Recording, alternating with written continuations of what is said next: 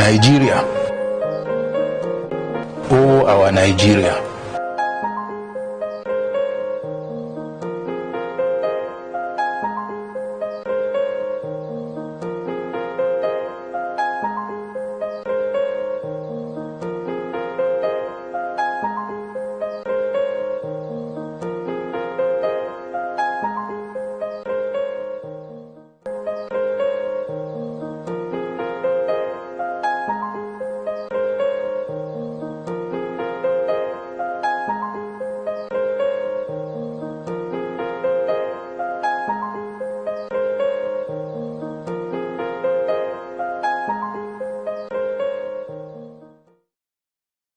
On the 27th of August 1991, President Ibrahim Badamasi Babangida, popularly known as IBB, sliced Yobe State out of the old Borno, which was itself carved out of the northeastern state that was itself hewed from the northern region. The IBB regime thought it better to situate its capital in Damaturu. The British chiseled this sleepy, hazy, whistle-stop settlement out of the Alagarno district as a colony in 1902 when they conquered the Borno Empire. It was no more than a little big village. Yobe, then a largely agrarian state, has been lucky to have governors who, at their paces and vision, had all left some lasting legacies. The first of them was Sani Daura Ahmed, a police officer, followed by Bukar Abba Ibrahim, elected, and Dabo Aliyu, another police officer after the return of the military. John Ben Kalio, an Air Force officer, and Musa Mohammed, an Army officer, all followed in quick succession before Bukar Abba returned at the dawn of the current political dispensation. Mamman Bello Ali took over from him, but his tenure was short-lived as he died about 2 years into his mandate. His deputy, Ibrahim Gaidam, took over the mantle of the state's governorship and was there for 10 years. He handed over to the present governor, Maimala Buni, on 29 May 2019. As pointed out earlier, each of them contributed to bringing the state to its current level, where Damaturu is no longer the sleepy, hazy, nucleated settlement of SAS. Their leadership styles undoubtedly contributed in no small measure to how they handled state affairs. In the first place, all of them were concerned with human development. One may not be far from the truth if one says they were knowingly or unknowingly, deliberately or by nature, guided by the principles of welfareism, which views the well-being of people as very valuable and necessary. Perhaps this common outlook is born out of two factors. The first, ingrained by background, and the second, by knowledge of history. The first has a lot to do with religion and geography. A Muslim grows up with the understanding that bettering the life of a human being is one way of attaining the pleasure of the Creator of human beings. That what you give out is actually what is yours, because you will reap it in the hereafter. And they all are Muslims, except for Ben Kalio, who was surrounded by Muslims. And so they all prioritize human development, and generosity became their watchword. Geographically, they come from a part of the country that people worldwide have attested to their open-handedness and love for fellow humans. Throughout history, we have seen that the only assured way for humanity to develop is through a deliberate policy of engagement and intervention by a state authority with human economic affairs.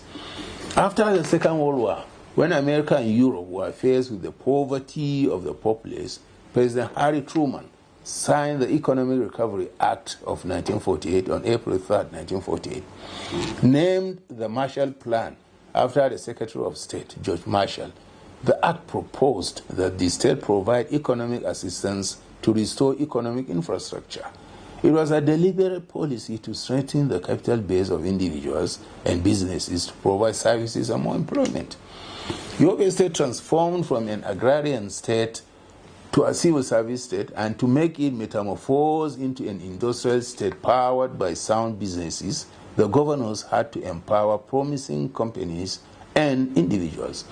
This was also a method used by the late Sardauna, Ahmadu Bello, in his quest to develop the North and uplift its people from poverty. While they all empowered individuals in various ways, they nonetheless did not neglect the development of critical infrastructure. For instance, they all built houses, a sector grossly absent in the state. Bukaraba Ibrahim is credited with establishing many economic game changers in the state, even though most became dormant. Some of them are the Yobe Flour Mills Company, Potiskum, Fertilizer Company, Gujba, Printing Press, Damatru, Polythene and Sacks Industry, Damatru, Dofarge Spring Water Company, Gulani, and a modern abattoir in Damatru, and many others. Mama Ali's projects included the Turkish Secondary School, which to date is educating Yobe children. He also built 17 model science schools, one in each local government, just to name a few. And Ibrahim Gaidan was responsible for building the University Teaching Hospital, an extensive road network, the cargo airport, and numerous other noteworthy projects. One can arguably say the present governor, Mai Mala Buni, has achieved more in the sense that he encompasses all the good the others possess.